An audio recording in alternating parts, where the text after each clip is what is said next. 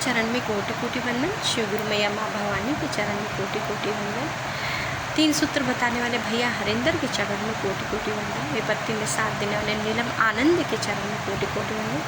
हमारा प्रणाम स्वीकार करी शिव गुरु, स्वीकार कर शिव गुरु, स्वीकार कर शिव। गौरा गुरु के चरण में मेरा कोटि कोटि वंदन। आइए जानते हैं शिव चर्चा। आज बहुत ही सुंदर शिव चर्चा करने जा रही हूँ। गुरु और शिष्य की कहानी है। इस चर्चा के माध्यम से ये जानेंगे कि गुरु की शरण में रहने के बाद जो है शिष्य को कितना कितना मतलब कितना भी कष्ट है, विपत्ति है, पर वो शिष्य के ऊपर आज तक नहीं आने देते। गुरु अगर सच्चा हो, शिष्य सच्चा हो, गुरु और शिष्य की मतलब सच्चा हो तो फिर कोई बात ही निराली है। और गुरु से किसी भी प्रकार का छल नहीं करना चाहिए, गुरु से निर्छल भाव से रहना चाहिए। गुरु और शिष्य का संबंध माँ बेटे का जैसा होता है वैसा होना चाहिए, तो और भी उत्तम रहता है, अच्छा रहता है। इस कहानी के माध्यम से हम यही जानेंगे। एक गुरु थे और उनका एक चेला था। गुरु और शिष्य क्या काम करते थे, रोज़ जो है अपना भिक्षा मांग कर गुजर बसर करते थे। एक दिन जो है गुरु बोला कि शिष्य को अपने आज्ञा दे, हे शिष्य तुम जाके जो है भिक्षा मांग के लाओ और उसी भिक्षा से हम लोग खाना बनाएंगे। वो बोला ठीक है। तो गुरु बोला तुम भिक्षा मांग के लाओगे और भिक्षा मांग के लाओगे खाना बनाओ, ठीक है। तो फिर शिष्य गया भिक्षा लेने।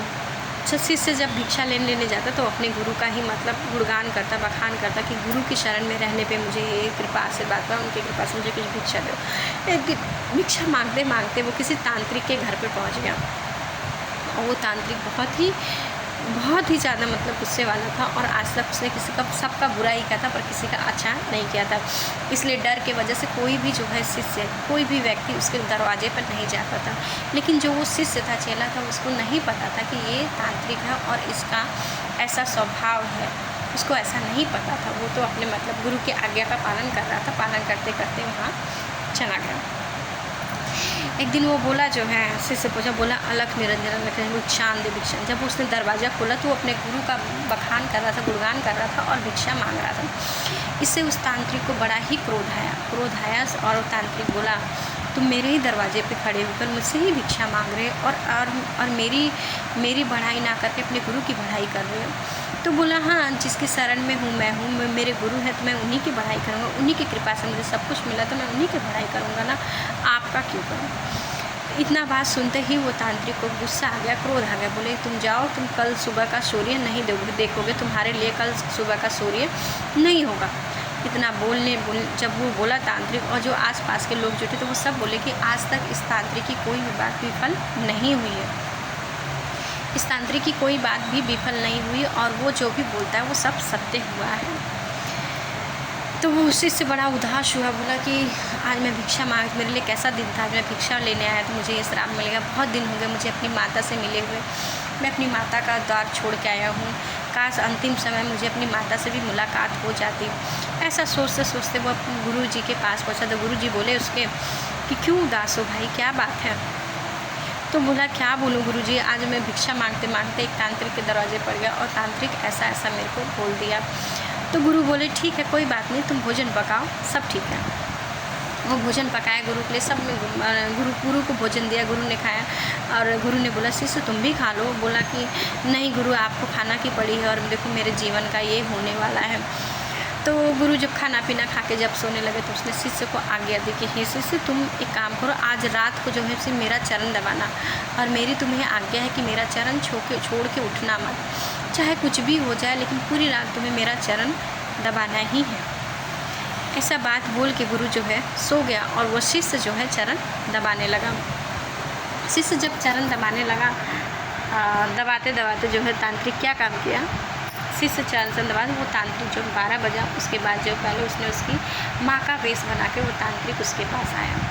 जब तांत्रिक आया और बोला कि जो है भिक्षान दे तांत्रिक बोला जो है कि हे बेटा मैं देखो मैं तुम्हारी माँ हूँ, देखो आया हूँ। पहले तो वो जो था बहुत देख के मतलब चौंक गया शिष्य कि अचानक से मेरी माँ यहाँ कैसे आ गई, चलो फिर भी आ गई है तो बहुत अच्छा है। मेरी इच्छा थी अंतिम समय में अपनी माँ से मिल लूँ, ये मेरे लिए बड़े सौभाग्य की बात है कि मेरी माँ मुझसे मिलने आई है। तो वो तांत्रिक बोला कि जो है वो जो तांत्रिक के रूप में उसकी माँ थी, तांत्रिक के रूप में जो उसकी माँ थी, वो बोली कि बेटा मैं इतनी दूर से चल के आई तो मेरे पास आ जाओ, मिल लो यहीं। तो बोला नहीं माँ, जैसे आप उतनी दूर से आई हो वैसे थोड़े पास और आ जाओ, मैं आज के रात अपने गुरु की आज्ञा का उल्लंघन नहीं करूँगा और मैं उनका चरण स्पर्श कर रहा हूँ और चरण छोड़ के मैं हटूँगा नहीं। बहुत प्रयास किया बस वो तांत्रिक विफल हो गया। तो इतने इसके बाद वो थक हार के वो चला गया।